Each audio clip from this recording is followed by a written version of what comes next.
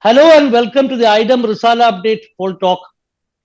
The fifth phase of the marathon Lok Sabha elections in India is currently happening. We are halfway through the polling. 49 seats across the country are going to polls in this election, in this phase. And we have a large number of seats from India's most populous state, Uttar Pradesh. A significant number of states are going to polls in West Bengal, and as well as a number of states and a few seats are going to polls in Bihar. So this poll talk will essentially look at the field situation in Uttar Pradesh, Bihar, and West Bengal. It will be a focused discussion, and we have with us Sheetal P. Singh, senior journalist and founder of Satya Hindi news portal, and Suvojit Bagchi, again a senior journalist and a political commentator who has worked with very big, important organizations like the Hindu, BBC, etc. So I welcome both of you to the talk. And Sheetal is actually on the ground. He has since morning. He has watched the polling in the key constituencies of Raebareli and Amethi, as well as Sultanpur. And Suvojit Bakshi is now based in Kolkata. Sheetal, I'll start with you. So, what have you seen on the ground today, and what is your general impression as to how the election is progressing in Uttar Pradesh? Since morning I was in Amethi and Raebareli. Now I am coming back from Raebareli. I am on the way via Amethi to my home district, Sultanpur. So I went to almost more than half a dozen, polling booths in Amethi and similar number in Raebareli. What I found that in Amethi, on polling booths where Hindu voters are in majority, or you can say who are Hindu polling booths, there is a quite equal level of fight between both the main contestants, the Congress and the BJP one. BJP is better organized. Their booths were better managed. Their workers were available everywhere we went, and in comparison to that, Congress was not that kind of organized lot, but voters have selected. In most of the cases, we found that voters' enthusiasm didn't affected by this kind of organizational network. Many voters we encountered with after they come out of the polling booth, we find that at least, if not 50%, 45% amongst Hindu voters are simply voting for Congress also.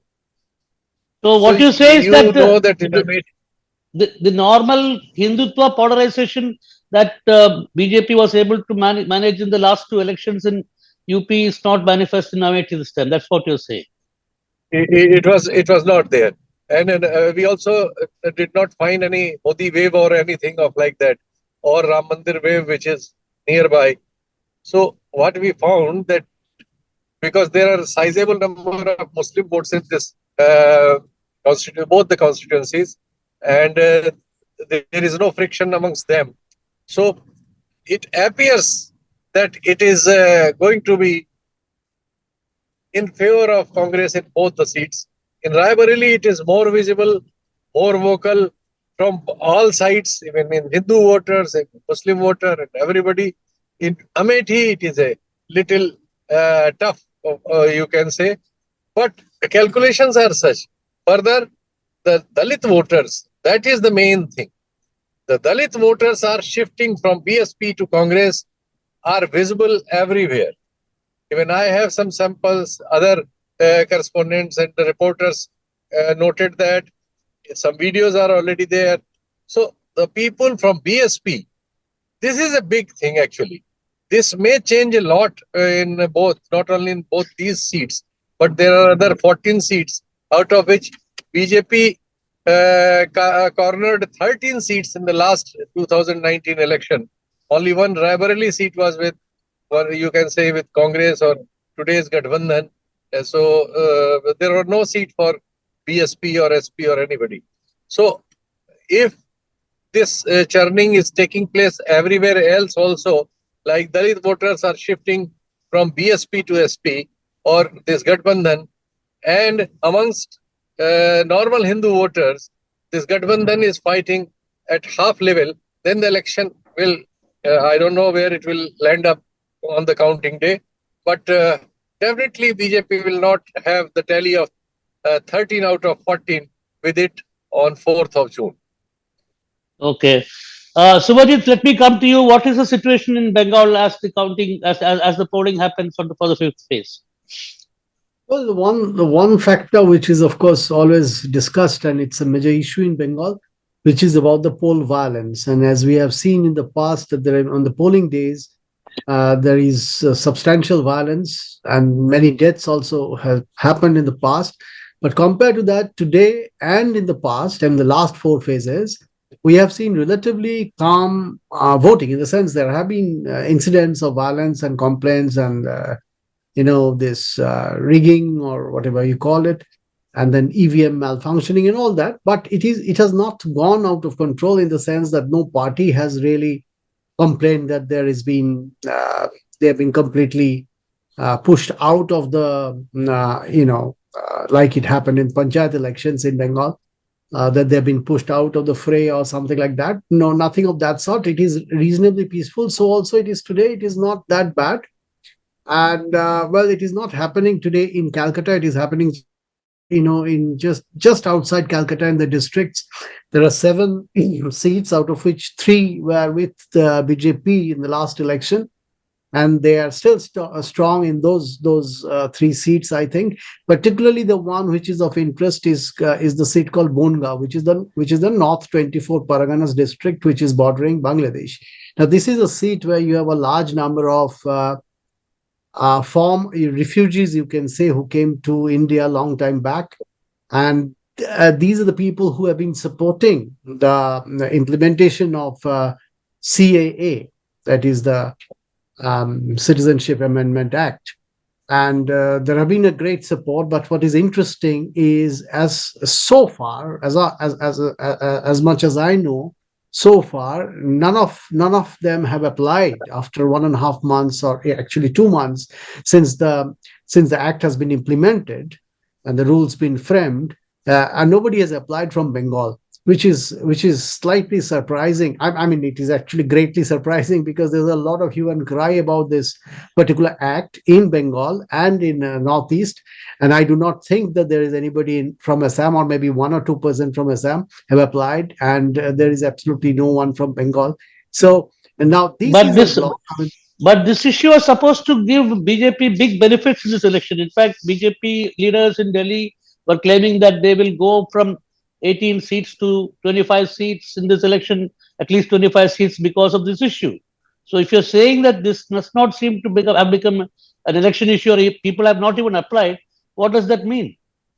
Well, if you look at these particular voters, I mean the refugee voters, they are from a particular caste, which is called Nomoshudra, which is a scheduled caste, and a particular sect of that caste called Motua, who are basically taking it forward. Now, these, they have substantial vote in at least 3 seats, of which 2 are actually going to polls today. And they have been polling for the BJP for the last couple of elections, both Lok Sabha and Vidhan Sabha. This time, that is something that everybody is watching, like, how much of that vote moves back to Trinamool Congress from the BJP. And if it does, then surely BJP, out of the 3 seats that they got, which is where this particular vote, people who came from outside, I mean, their vote is important, or people came from outside in the sense they came here long time back. It is not that recently they have come.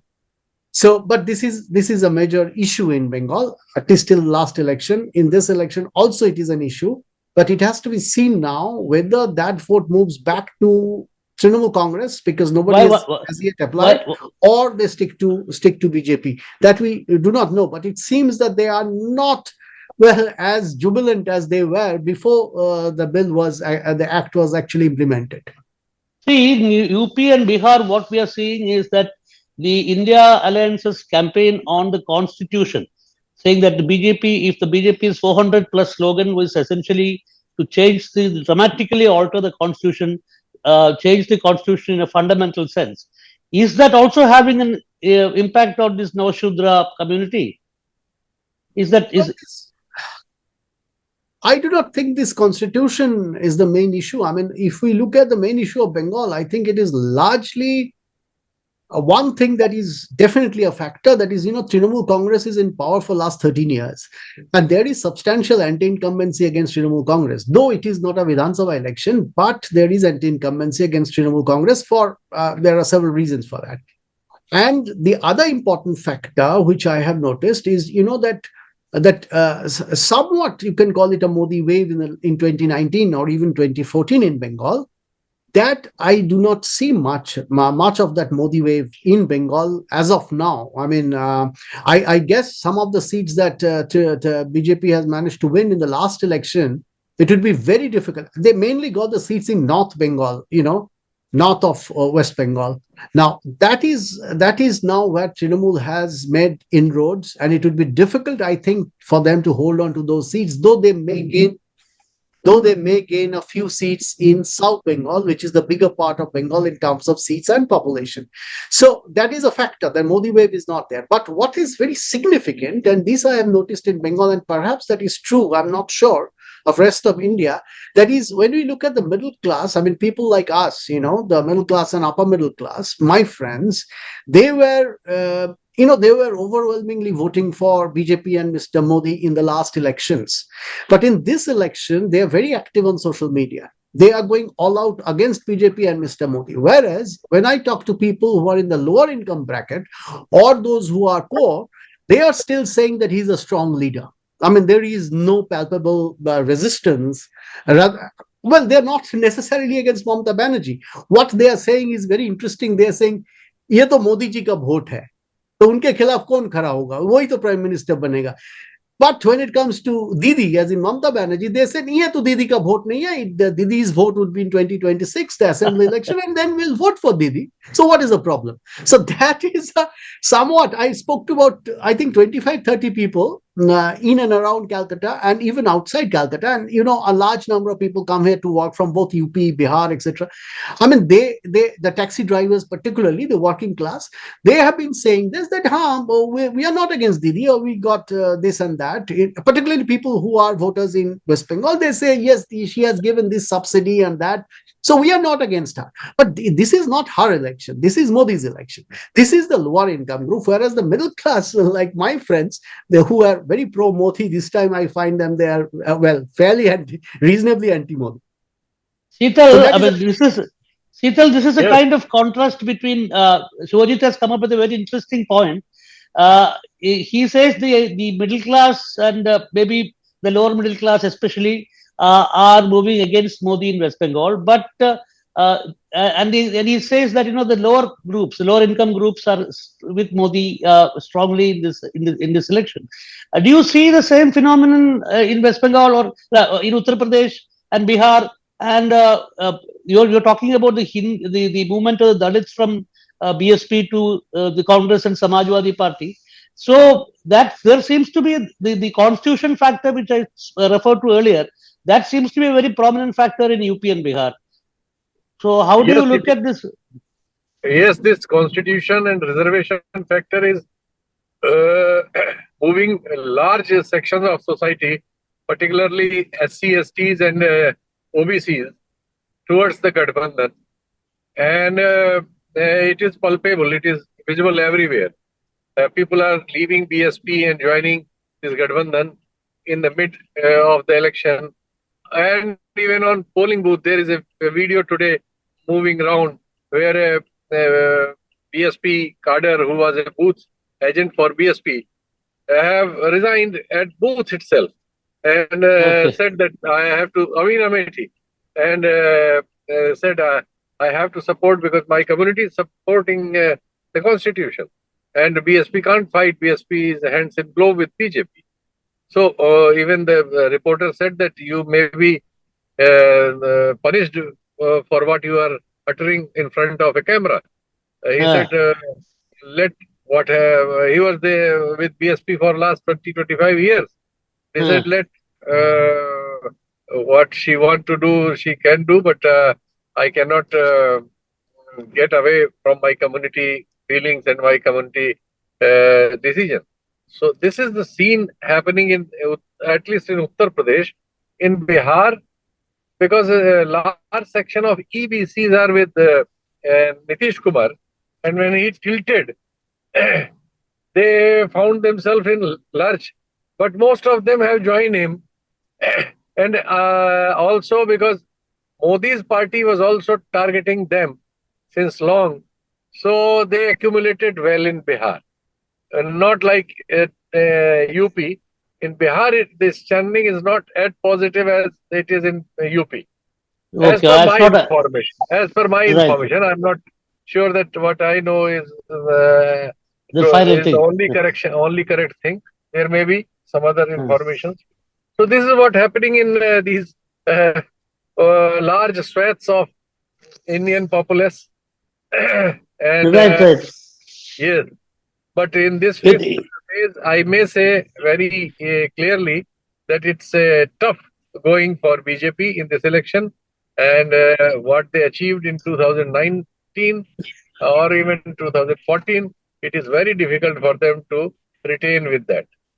this is a very crucial election for the BJP, this phase especially, because this is Yes, where they had made the maximum number of gains, yes, yes. maximum number of seats in the last elections. And So if also they are, it is an election at Ayodhya. Again, oh, even yeah, that constituency is in danger to get lost, because in last election also it was not a very big difference between them and their opponent, the Gathbandhan, then between Sapa and Baspa, SP and uh-huh, BSP. So yeah, it was below 1 lakh, I think, 50-60,000 something. So hmm, it was a close seat even then. But right. they may say that this time SP and PSP are apart and they are fighting with each other also. So that's why we have a better positioning. But facts are not like that. The fact on the field are that even Ayodhya, which is called as Faizabad, seat, is in danger for BJP. Yeah, I had an interesting experience. Yesterday I was in Ayodhya, and there were thousands of people who had gathered Oh, to go to the, yeah, yeah. Yesterday I was in Ayodhya, and then thousands of people have gathered to go to the Ram temple and Hanuman Gadi. And before, and in front of Hanuman Gadi, some people were chanting Jai Sri Ram, but there were a group of Dalits who were also going to the temple. They were chanting Jai Bhim, Jai Samvidhan. And then oh, I asked in Hanumangadi, in front of Hanumangadi. So I asked them, how is it? He says, हमारा तो आस्था तो अलग चीज है.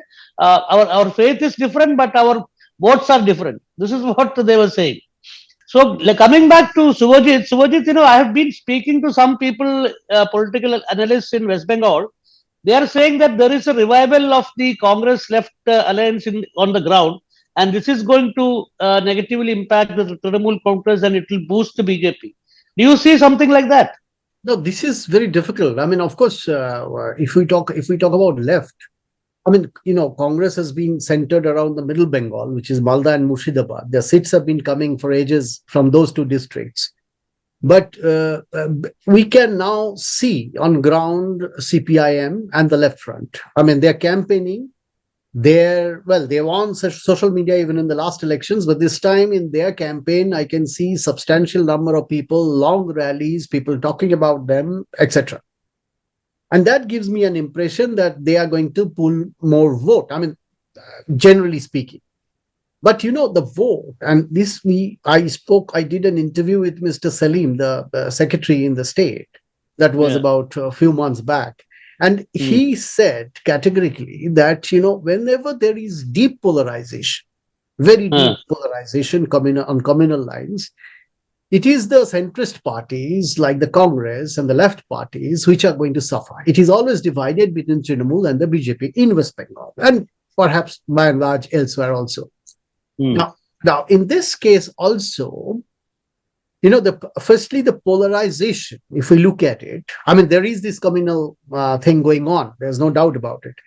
But like last time when there was a Pulwama happened, and Yeah. then that 2021 was a lot of this Hindu-Muslim thing happened. I mean, we see less of that. So that, and whenever that is less, the centrist space grows a little bit.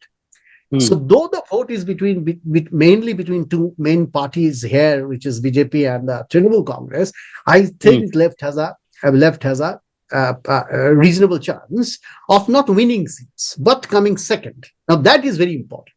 If you come second, then there are some assembly seats where you are doing very, very well. And if your vote percentage improves, so that will give you a boost in 2026 elections, which is in No, but in this election, is it going to help the BJP? Well, both ways. I mean, if they cut the Muslim vote, then it will help the BJP. If they cut the Hindu vote, see, essentially it is the anti-Mamata vote, which they will get. Now, anti-Mamata vote is BJP vote. So if they cut the anti-Mamata vote, is necessarily BJP vote. So, and if they cut the anti-Mamata vote, then it is the BJP vote that they're going to cut. But again, if they get substantial Muslim vote, which I'm not sure of at this stage, then it is going to trouble Mamata. But I still do not think that the Muslims, though there are grievances, very strong grievances against Trinamool Congress, they are finally not going to. And the Muslims, if you, in some cases, in some districts, there is en bloc voting. They are going to vote for Congress. Of course, Congress, they have voted last time also. They're going to vote. But I think at this stage, they have a good chance of coming second in quite a few seats. And are they going to win some seats? I think the secretary, Mr. Salim, has a chance in Murshidabad seat. He has a chance. I mean, that's the kind of report that I have been getting. And there, Murshidabad is a big district with 3 Lok Sabha seats there. And this is where this coalition, or whatever you call it, not coalition, seat adjustment between Congress and the left has worked very well. They have campaigned from the beginning together. Salim and the Congress president Adit Chaudhary, they came together on stage and they were always looking, their body language was very friendly and they were both cooperating. And these things matter a lot, when last time it was all over the place. I mean, their understanding was looking very fragile. But this time, at least in Murshidabad, where their Congress is very strong and left earlier was very strong. So that's why I'm saying that seat left has a chance, and many seats they have, well, at least half a dozen seats, they possibly have a chance to come second. Which would yeah, I mean, if they split the anti-Mamata vote, then that will, but their rise will definitely it is very difficult. It's very difficult to project what actually will happen. So, Sheetal, the election commission figures so far is very interesting. The total percentage of votes which have been polled till 3 p.m. in all the 49 constituencies is 47.5%. Interestingly, West Bengal has 62.7% polling till 3 p.m. and UP has only 39%. Yes. So this is again an interesting comparison. UP normally never poll more than 70%. It goes between 60, 70 somewhere, sometimes even lesser than that. So for UP standard, it is okay. But with Bengal, which polls nearly 80% in most of the elections. So it is as per their way of polling every time. In Bihar, it must be even lesser than UP, because most of their people go work for livelihood in different states and they never be available for voting and all that. So this reduces their number of vote share. In UP also there are migratory laborers, but not in that size. So the voting percentage looms somewhere around 60 plus minus 5%. Oh, finally, give me a final take on given the you have closely observed polling in all the 5 phases. Give me a projection of the 80 seats as we go along, as of today. To me, it appears that BJP may not cross 60 seats this time. Must be less than that, maybe even up to 50 seats, like that. and rest will go to the Gathbandhan because it's a one-on-one fight everywhere. BSP may come second in few seats, but very limited, maybe 1 or 2 seats. May not be in my opinion, in the UP. Okay, Suvojit, the same question to you. What is the overall picture in West Bengal? What is your take as the fifth phase polling is going on? See, BJP is not coming across as more strong than last time. So they got 18 out of 42 in the last election, and which possibly is going to dip because their leadership is they have been fighting and they had problems with candidates and all kinds of things, and not possibly, I'm surely they cannot put up polling agents in 80,000 odd booths. So there's advantage to Trinamool Congress. But there is one thing that everybody talks about in Bengal and nobody writes because there's nothing to write about it because there's no evidence, which is the setting theory, which is the understanding between Trinamool and BJP. Now, this is something, it is it is not known at all to anyone. Only the left talks about it, but nobody knows. I mean, if you look at some of the candidates that Trinamool Congress has put up, I asked one small spokesperson, not very heavy spokesperson, but small spokesperson in Trinamool Congress, and they clearly had no idea why, you put up a candidate like Yusuf Pathan, who has absolutely no base, who is not from politics. Why you put up Kirti Azad, for example, against a seat which is possibly Trinamool could have backed. You have put up Kirti Azad against the ex-president of the BJP in the state.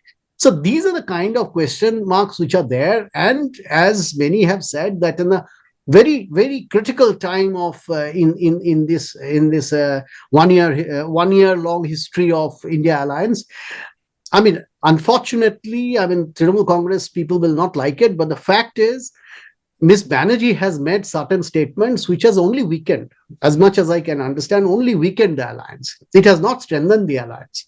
So I wonder why she did that. Of course, I understand her compulsions also. She wants to do a bipolar elections. Possibly that helps her. It has helped her in the past. But apart from this dark area, this is an area where we do not know. What has happened between the top leadership of both the parties. BJP on ground is not doing well. Last time this wave, as I said, it was all Mr. Modi's wave, and this time definitely it is missing in Bengal. Okay, thank you, Suvojit. Thank you, Sheetal. We'll come back. This, of course, this time after fifth phase is polling, we have looked at two large important states, and of course, we will continue the poll talk conversation and look at other states, and of course, come back to both Sheetal and Suvojit in the future. Thank you very much.